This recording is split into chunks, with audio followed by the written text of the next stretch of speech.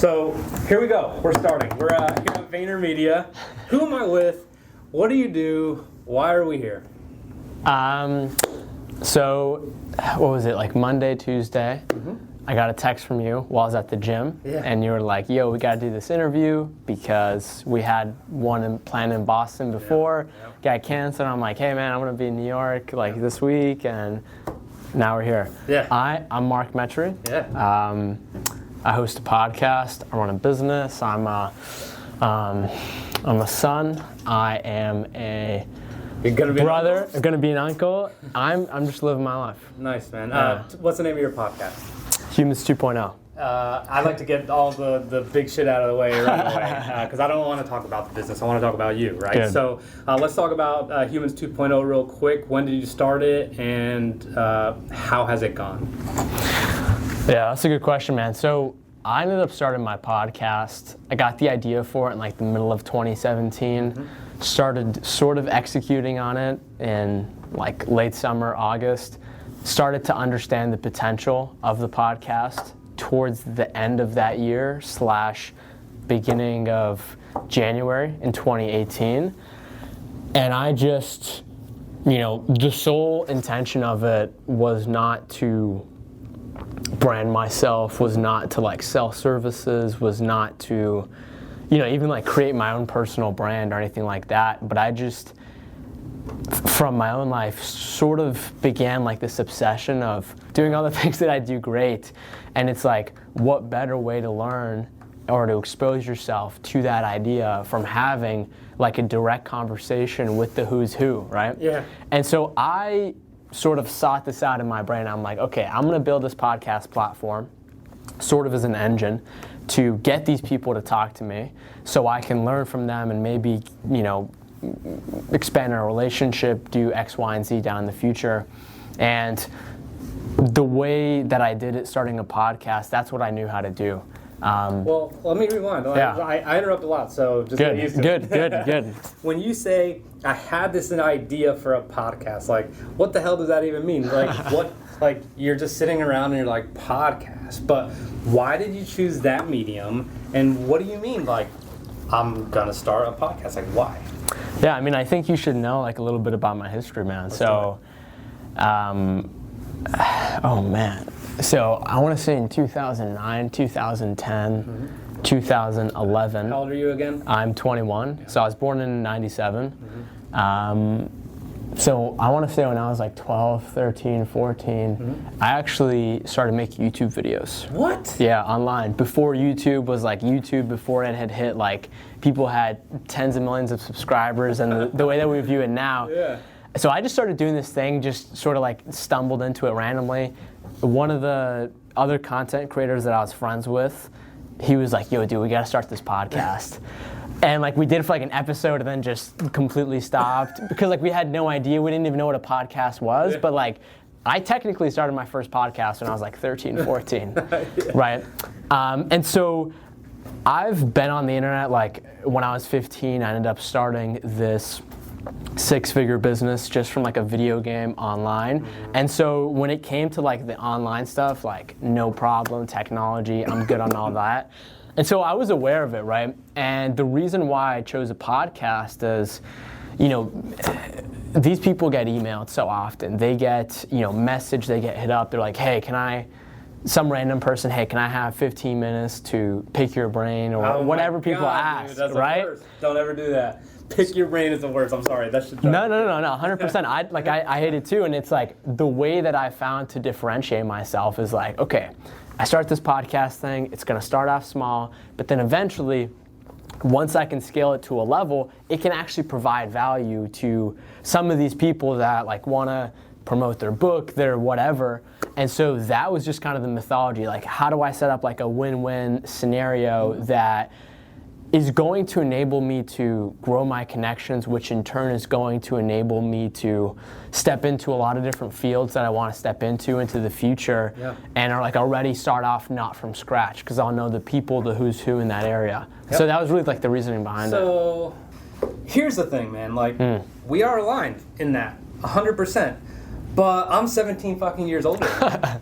So like that's not cool. Like you know, when I was thinking about this interview, I'm like, I wonder how much of an old soul he's gonna come across as, and you don't. Like, you're like 21, man. Like, and the thing is, your counterparts right now, it's Friday, they're already getting hammered and getting ready for a long weekend of debauchery and booze and chicks or whatever, man. Whatever I did that. So like, what? I guess like my question is, what about you has made you aspire to understand the value of connections and business like so young? You obviously know that's atypical, but like, what's the deal? Like, I mean, how? That's a great question, man. And it's like, yeah, I mean, to me, in my mind, I don't like view myself as that, obviously, and I think we are kind of like that. But when people ask me that question, you know, people look at me now and they either listen to my podcast or they look at the stuff that I'm posting, and it's like, if I could show you who I was internally and externally 3 years ago, like, you would have no idea. Tell me, like, so, what's the difference? Yeah, so like, I'll tell you. So when I was in college, every weekend I would do those things, and hold on, let me back up a little bit. Yeah. So honestly, like, when I look back at my life now, knowing the things that I know, the main things that influenced me were this. My parents immigrated from Egypt a year before I was born, so they came here with like $200 in their pocket, grew up on government housing, food stamps. When I was born, I almost died, similar to your other previous interview. Yeah, by the way, she's phenomenal. Yeah, which I've learned now has created like this shift in my nervous and my immune system, which created a few different health complications for me, which I'm sure we'll get into. And at the same time, you know, my parents like really hustled. They were like the best parents I could ever ask for. Looking back at it now, every step of the way they were like instilling values in me, like as many times as they could, not just by talking about it, by kind of leading by example. And so, you know, we had that. We moved around a bunch because we didn't really have any money. We'd move up to this apartment building, then to this. Did you realize that you were poor? No, but I'll tell you what I did realize. So, as my parents got better jobs, as my dad eventually became he got a more secure job in this area out in western Massachusetts, very rural area. Basically everybody there predominantly is Caucasian, is white. And so we ended up moving to this district that was pretty affluent. Obviously, me and my family were not affluent, and I believe there was only like 2 or 3 other people in my school that were not white, including myself. So I was kind of in that scenario, and it's like, when you combine that mixed in with like some of the health issues that I had, and like every kind of environment that I stepped into, I just had like this overwhelming feeling that I didn't understand at the time of like, you're different, everyone looks different from you. That started to kind of like build this very like survival, fight or flight like mindset of like, okay, Mark, you get in this classroom, don't talk to anybody, just put your head down, wait until the class is over, you know, put your head down, walk outside, go to the hallway, you know, sit down at lunch with like 2 people that you're not really friends with, but just so you can like create this illusion so nobody comes up and talks to you, because I didn't want anybody. So I kind of had that going basically from, you know, ages like 9 until all the way until I graduated high school. It wasn't that severe. As I got older, I slowly started to, but I was still very much this kind of underdeveloped kid. And as like a coping mechanism for all that, then that's where I got on the online stuff, the video games, which led me to the YouTube, the Minecraft server that I made that eventually ended up making me tremendous amount of money that I had never experienced before. But like, how do your parents feel about it? They're like, So dude, it's like, you got to imagine, like, from my mindset, it's like, I totally think this technology stuff is still pretty normal, even though I was still alive at a time where it wasn't like mainstream, and I remember people would tell me like, wait, you record videos of yourself and put them on the internet? It was like that time, right?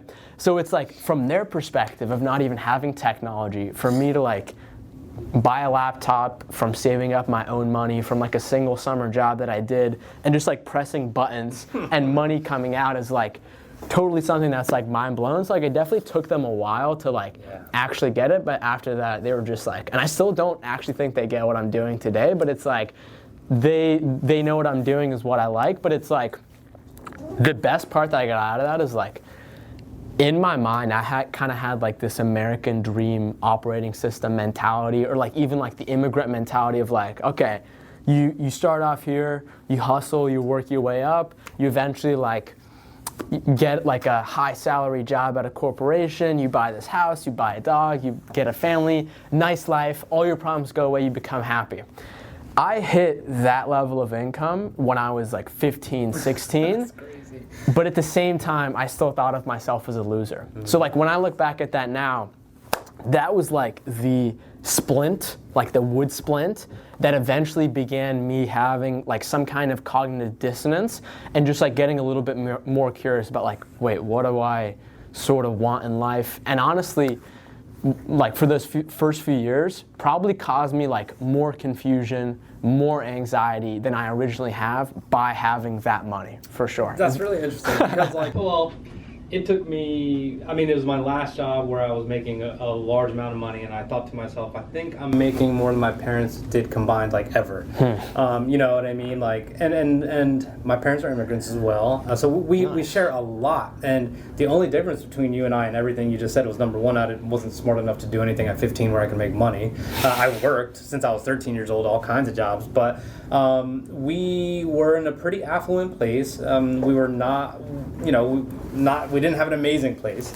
And you know, I'm Colombian and Honduran, and you know, it just looked just different enough. My tan was better than everyone's else. You know, we'd come back from Colombia and I'd be wearing some crazy shit, and like I could just tell everyone's looking at me. Like Spanish, you know, people spoke Spanish at school. That was kind of weird. I literally remember. Oh my God, man! I don't know why this sticks out, but in third grade we had to read this book, and in italics in this chapter it said "Sangre de Cristo," like blood of Christ or something. And I would say it, I would read it in Spanish, and I could just see people looking like, "What?" And I adjusted to sound like "Sangre de Cristo," you know, whatever. Oh wow. Anyway, but so I completely get that, and I also get, you know, this mentality that happiness is a status, is a dollar amount, and all these other things, and it takes a while to get over until you realize you don't need it or whatever. So okay, so let me get back on track here, but I just wanted to share that with you because, That's awesome, because man. I mean it's just so similar. The actual difference is I really craved attention and I went out and got it. I was like, tried to be super popular. I was just like wild. I would just misbehave. I was a dude who in self-control in elementary school, it's like you could get an O, an S, or an N for any grade. Outstanding, you know. Yeah, I remember that. Needs improvement. I get N's in self-control all the time. My mom would be like, she'd yell at me, and it was so funny because I was like, that's not self-control. But anyway. All right, man. So you kind of got to this point where, in a lot of people's eyes, you thought were successul, and it kind of exacerbated some things. It sounds like, you know, like once you had the money, and it confused you a little bit. So, what were any indicators, or not indicators, but moments where you started to have clarity and kind of think deeper, and like what did that lead to? Yeah. So up until high school, zero. I never thought out of my frame of mind, and it wasn't until sort of high school ended where the only thing that I thought was like, I don't really know what happened, but all I know is that I don't want that, and I just want to try to like shoot a little bit higher. That's all I had. And it wasn't until I ended up going off to college until I began to sort of expand my worldview. I had a great time. I met so many awesome people. Where'd you go, by the way? WIT in Boston. And I began to like just be more of myself. I began to come out of my cage a little bit, but I still wasn't actually me. And like what I mean by that is this. I had like these, I had the real Mark, like the real higher self, so to speak, that was built a sort of a foundation deep down within me. But I realized that I had built up a bunch of crap, a bunch of different masks, a bunch of different like layers. The social anxiety one was a layer, and like as I begin to trace back, it's like, oh, one of the reasons why I did that in that scenario was because, my brain, my body was giving me signals based on the environment. Another one is like, that's just the easy way out. I don't have to speak myself. And so when I went off to college and I had that money and I sort of began like, it was positive on one note, but at the same side, I began like this downward spiral where I don't think a specific event triggered it or anything like that, but it was just like this looming realization of me playing out my future, of me, okay, Mark, you don't act like your true self. Obviously, it wasn't as articulate as I'm speaking to you now. You're not acting like your true self. You're going to be on this path where, you go to college, you finish college, you get this job, you end up working this job at this corporation, doing something that you don't really want to do. So it was both from a personal and a professional side. And I was just like, none of that speaks to me. And this is like the deep down Mark communicating with all these like superficial layers of different, societal pressures, like, go to college, become this, become that. And so what ended up happening is, I tried to drown out like the real voice, like the voice that I think we all have deep down that kind of nudges us and pushes us towards these directions that deep down we know are right. And I was trying to drown that because I didn't want to deal with it. And I guess in one frame of mind, I'm like, okay, I'm just gonna like kill this version of Mark and just move on like this superficial path of things that I don't want to do. So like, well, hold on, man. Like, you said it was. I've been there. I know. I promise. Like, I was there 7 months ago, but you said it was looming, and maybe this makes a little bit more sense to me just because you're young. Like, maybe you haven't experienced so much yet, but like, it's looming. It's literally you're seeing the future. But you're creating a path to make sure that happens. Yeah, right. But here's the thing. Before I hopped into that, I was continuing trying to take the easy way out. Mm-hmm. And, I looked around me. Everyone does what they do, right? Drink, smoke, whatever it is. Eat this food, watch Netflix for 4 hours. All the ways that we participate in these activities to get our real selves to shut up. Yes. So I had started to go down that path, okay? What that looked like for me was some of the things that I mentioned. Mm-hmm. But I ended up like going down this path where all of a sudden, like, a couple months later, I look in the mirror, I weigh like over 200 pounds. My social anxiety had gotten even worse. I had just like stopped doing things and just stayed at my dorm for the entire day. And I just like fell into like this depression that I've like never had. When I look back at my life, I don't think I was ever really depressed. Social anxiety was like the real thing for me that I faced. Depression was sort of like something that was always on like a secondary level, but like I had never really felt in my mind like real happiness. But I like got hit with this depression hard. And it got to a point where I literally could not fall asleep because my thoughts were that bad. They wouldn't shut up. So I would literally just, the best thing that I figured out to do would just like walk around Boston at night, like when I couldn't go to sleep. And honestly, when I look back at that now, that's where I'm like slowly starting to piece this together because this happened fairly recently. Mm-hmm. And it's like you get perspective after things happen in a while, right? And so that is where I look back where like the real Mark got like real honest and quiet with himself, didn't have anything to distract himself with, and just like slowly began to like unravel who the real me was, because I didn't even know who I really was. I was just like this person. I had a couple of quick, superficial financial successes in my pocket that indicated me that I was like meant for something bigger, but yet my behaviors and my actions were not matching up to that. And then next thing you know, I'm doing all these things that I think I wouldn't do. I'm over 200 pounds, I'm doing this, I'm doing that. I just completely sort of lost touch with myself even more and started heading in like the other direction. So that for me was like, sort of like my version of. Yeah. So I read what you wrote on LinkedIn yesterday. Talk to me about that, because I want to hit on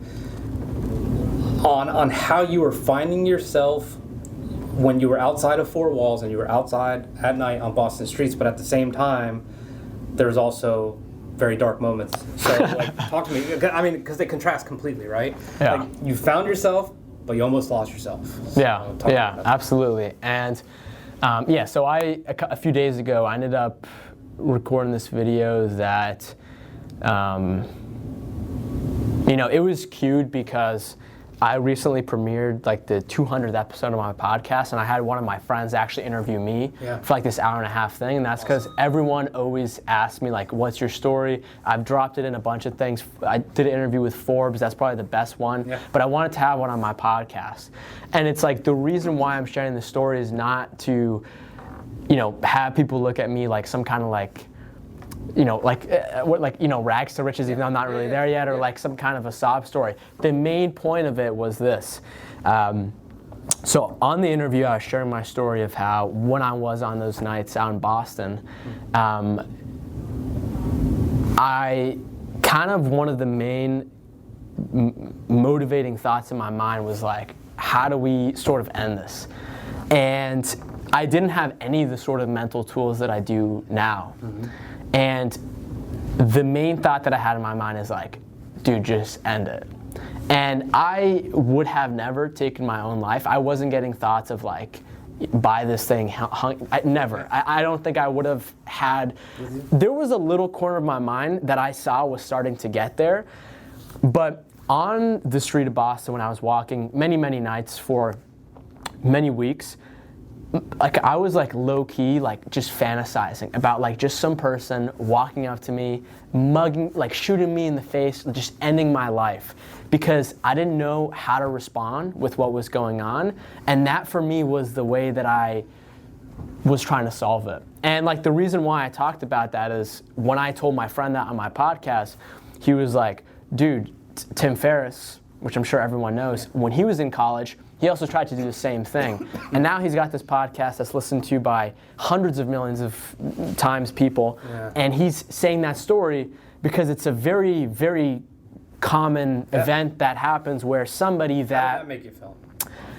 It made me feel that I need to continue communicating this, because there's tens of thousands, if not hundreds of thousands of people that are unbelievably talented, that have so much energy, passion behind them, but maybe for one reason or another, are lacking the mental tools, the environment. And it's like, imagine how much potential, like if Tim Ferriss killed himself, like just imagine all the things that would not have been done in history. And like, imagine how much problems around the world that all of these people could potentially solve with their lives, but they end up taking it for nobody's killing, like they're doing it to themselves. That's like the worst case scenario. Yeah. Well, I love that you're open about it, and I love that you realize you have a platform and a very legitimate voice to help. I've never heard anyone say that before, what you just said, which is you can solve problems with your life. With it, you can solve problems. Like, that's crazy. I've never heard that before. All right, man. So, thank you for all that. Like I told you at the beginning, I don't plan questions, so I'm going to switch gears because we don't have forever. But anyway, so let's talk about your relationships with the podcast, your relationship with the podcast experience. So you kind of went into it you had a really good goal, which is just like, I'm just going to push it and I'm just going to go. And then, I've heard from multiple people how you really believe in the consistency that it entails and everything like that. But tell me about some of the times where you're just like, fuck this, or like, you mean last week? Like, is this really doing anything? Like, talk to me about that, because I think it's important for people, whether it's podcasting or any entrepreneurial journey, to kind of realize, like, as someone said it just perfectly, it's the simplest thing. There's high highs and low lows. Like, talk to me. Yeah, for sure. So when I look back in my life, when I largely look at other people that I've studied, every single kind of external outward success has always come from some sort of a mental realization, revelation, some kind of piece of their lives where they're vulnerable and they get honest with themselves. And so that was very much true for me. So like I said before, I started this thing at the end of 2017. In my mind, I was like, kind of like half-assing it, didn't really know what it was for. I was like, I'm just gonna try to do this thing. I was very inconsistent. I would record like an episode and then I would like wait 2 weeks, then I'd post another one, then I'd post another one like 3 days from that. It was just all over the place, right? I had no idea what it was. I had come up with the name Humans 2.0 just like on a random it's perfect. Run, like in the middle of the woods, that I kind of thought of like the transformation that I did with myself and to sort of play that out. And so it wasn't until like, I literally remember this like it was yesterday, like the last day of 2017 is the first day of 2018. It was on New Year's. And I just like took a look at things. I took a look at the podcast. I took a look at my business. I'm like, dude, this is not working. Like this is, I don't know what to do. But what I did was I really just dug deep down within myself and I'm like, what am I doing that is not making this work? Because everywhere you go, you hear these people that are like, yeah, the reason why people don't listen to my podcast is because it's over 50 minutes long and nobody listens to long podcasts. Or somebody will say, oh, well, I wish I'd do this, but this person or that. So like when you hear that all the time, it makes you feel like the problems in your life or the best way to solve them is, by blaming it on external things. But if anything in my life, I've learned that when you do the work internally, you see the work externally.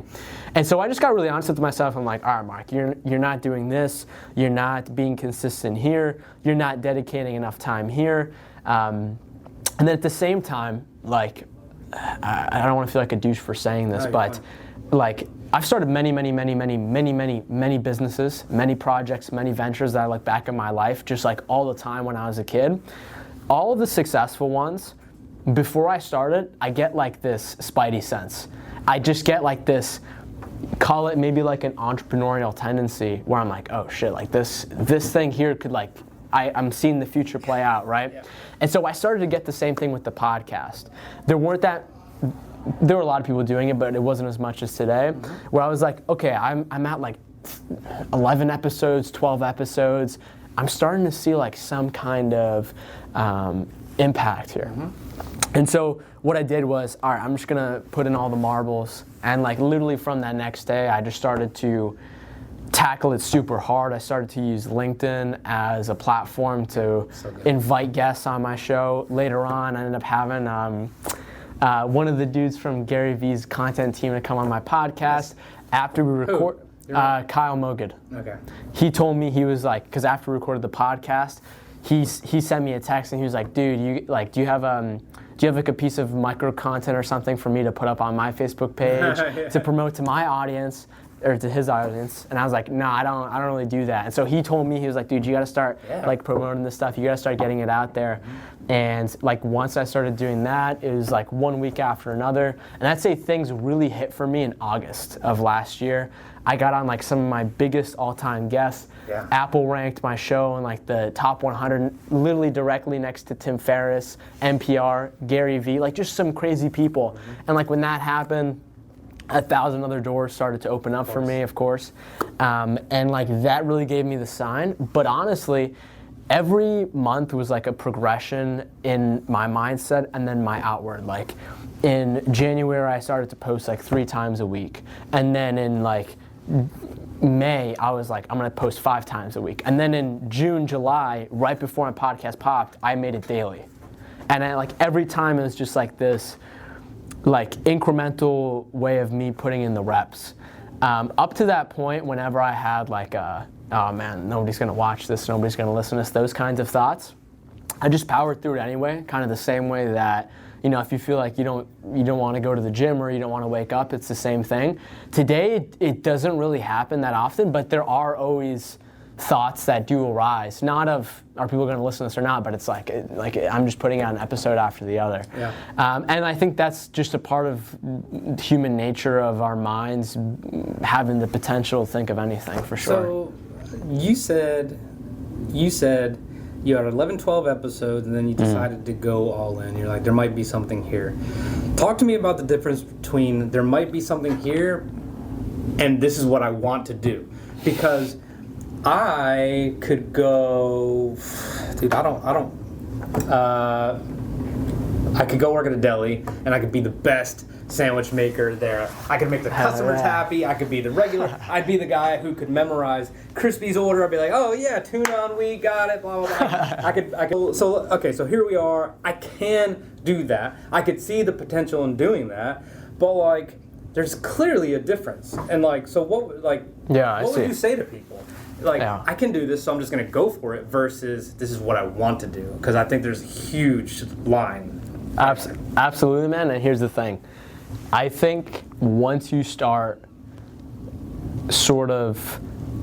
I think you need the desire first. I think 100% that needs to be at your core.